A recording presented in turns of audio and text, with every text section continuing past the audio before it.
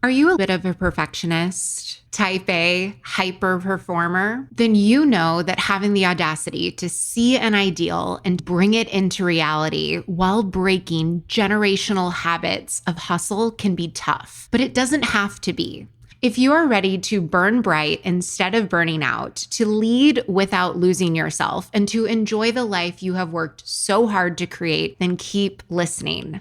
I'm your host, America's leader on rewiring perfectionism, CLG, and this is Perfectionism Rewired, the podcast. Today's episode is for anyone whose life looks shiny and successful from the outside, but inside you are burnt out and wondering how much longer this can go on. In today's episode, I'm speaking with KB, Catherine Brooks, one of my private clients, and you will hear KB illuminate how she realized her incredible success, especially professionally, was being driven by shame avoidance, and how when your entire goal is to win for the purpose of avoiding shame, that when you win, like for her, she had her highest grossing month in her business, it doesn't feel good. It feels like you dodged a bullet and can cause burnout, which she will share with you very candidly what that experience was like for her.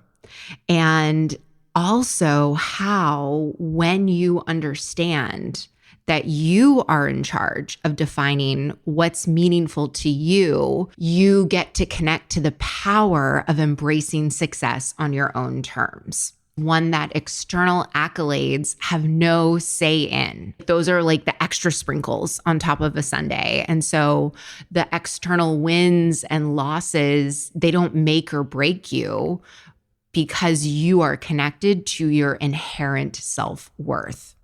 And when you do experience setbacks, you see them truly as opportunities for growth and learning. It's not that you become someone magically immune from disappointment. It's that your appreciation, as you will hear in KB's voice, your appreciation for what you gained in the lessons learned and the thrill of experimenting and figuring this out and solving this from the root of the root, that eclipses any sort of disappointment. When you learn to extract meaning from the process instead of the outcome, yes, it's like probably something that you'd read at Hobby Lobby, like when you put the joy back in the journey, finding the meaning in your success. And guess what? You win way more often when you are not intimidated anymore by quote unquote losing. When reaching that goal, it doesn't mean anything about you. It's like, oh, you got nothing. You got nothing on me. Are you tired of being in a robotic relationship with success, with zero meaning or joy during the process, where your victories feel anticlimactic? If you're nodding your head yes, listen closely, because I might have the solution you've been searching for. My Perfectionism Rewired Accelerator, a 6-week, highly individualized one-on-one coaching experience designed exclusively for perfectionists like you. Your perfectionism is actually your greatest asset, and leveraging it can be hard work or take years of guesswork. That's why in Perfectionism Rewired Accelerator, I give you my key frameworks to taking charge of your Ferrari drive, proven to work even for the most type A, high-strung, stubborn perfectionists. In the first 30 days, you will cut your burnout in half, increase your professional fulfillment by at least 150%, and your self-compassion will go up at least 250%. And that is just your first 30 days. So if you want to save yourself years of trial and error, go to CourtneyLoveGavin.com/accelerator today. Or if you want to take the easy way, just click the link in the show notes to check out the Perfectionism Rewired Accelerator. So enjoy this conversation with KB. I'm also going to be sharing with you the gems that you can take with this that she illuminates in here. But me talking about them now doesn't make sense. So here you go. We are doing a client spotlight.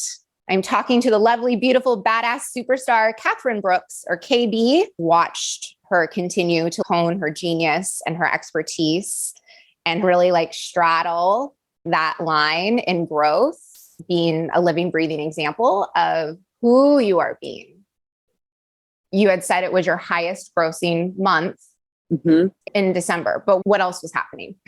Yeah, I mean, hilariously, by the end of that month, I had put so much pressure on myself, really for the whole year that was catching up to me, but also that month, I was so motivated by my own stress and my own self-doubt, having to constantly just run a million miles an hour to outrun that self-doubt, that the week between Christmas and New Year's, I was laid out.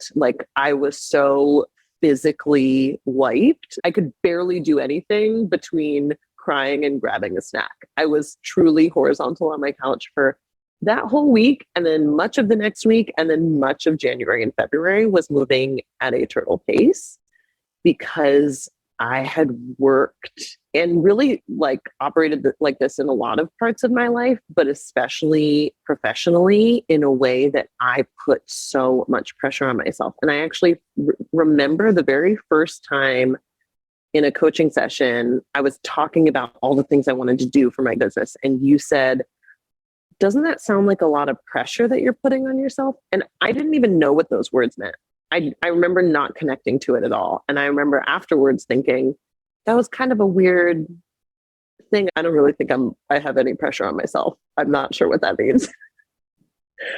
And I had never used those words about me. And so it just had no meaning.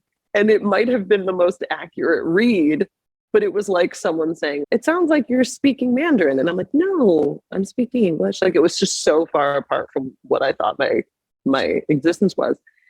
And it took me a really long time to even learn what that meant, to even learn that going against my physical energy, just pushing through and motivating myself from this place of if you don't do this, your shit's going to blow up and you're not going to be successful. Very, very self-threatening in that way. If you don't, then ... And how much of a toll that took. And that over time, I mean, beyond burnt me out. I was truly laid out between the floor and the couch. Yeah. And not just at a physical level, I think at a spiritual level, at an emotional level, we have our winters, just letting yourself acceptance of where you are, even if it's not where you desire necessarily to be. Yeah. It actually gives you back so much energy just in accepting. Here I am. I've used the analogy of in a GPS, if you want to get somewhere, it's way better to be accurate. This is where I am. Right. And having those surroundings than just being I'm in Los Angeles. Yes. I know what you mean by that is to accept where you are. When I would say all I can manage right now is just my coaching sessions, reading a book, and going for a walk sometimes.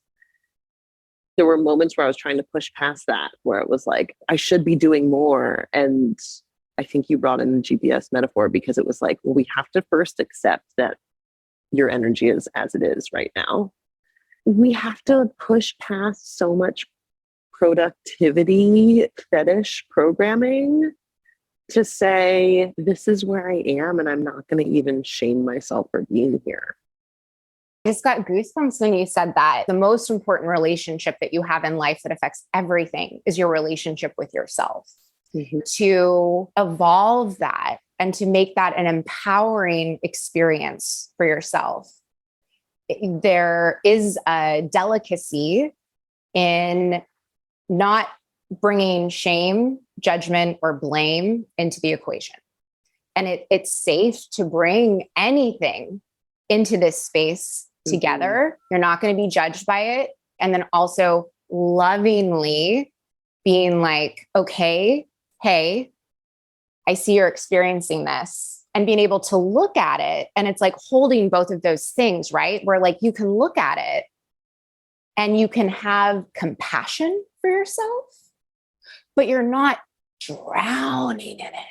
This is why coaching's so amazing, because it's really easy to be in a place where you're really fatigued, whether it's mentally, physically, spiritually, and you go into some self-shame about how much more you should be doing in your life.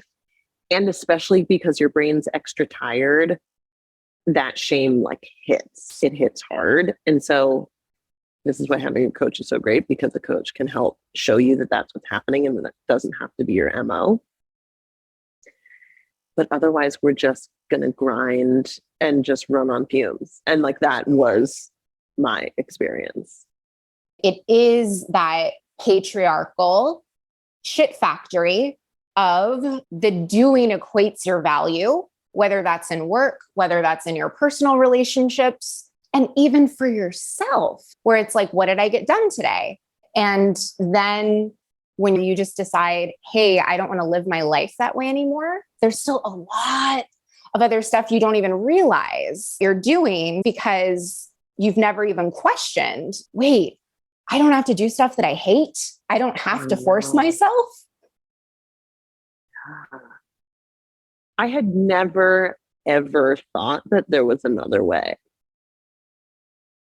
And that goes back to how I first showed up to coaching and why I thought I wanted a coach in the first place, which was to help me create all these things in my external world. And had my whole life thought, it's definitely these things outside of me that are going to make me feel the joy and fulfillment that I really want to be experiencing every day.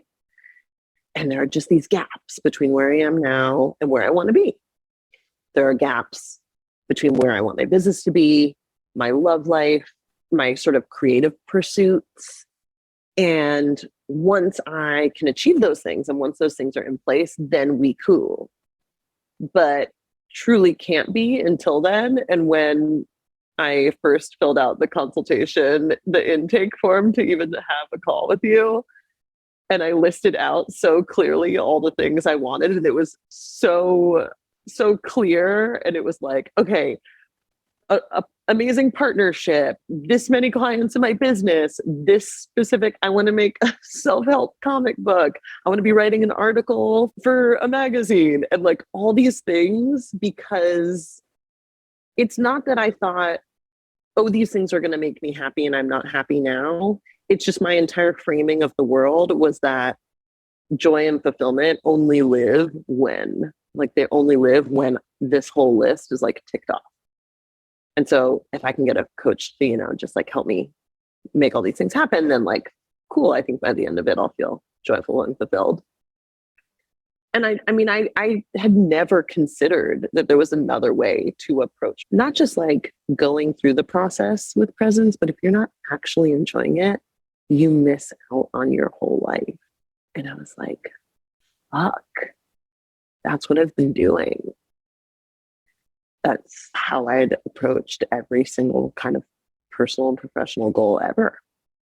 Just wanted to zoom through the process. Okay, whatever it takes. If it takes like all the energy I have, fine. If it takes like all the self-pressure in the world, okay, like whatever the cost, fine. Just get me to the thing, because I can't feel complete without the thing.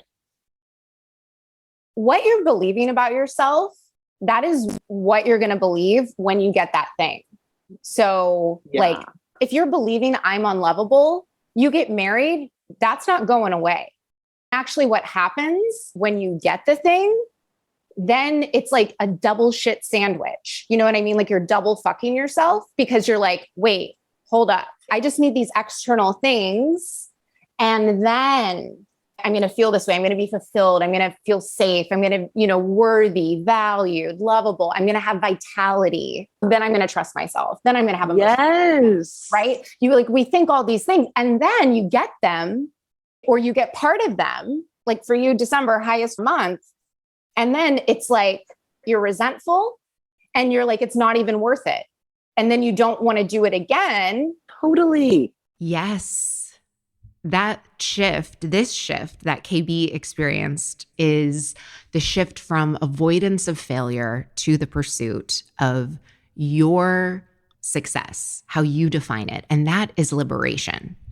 I also want to talk about productivity. Productivity isn't the problem.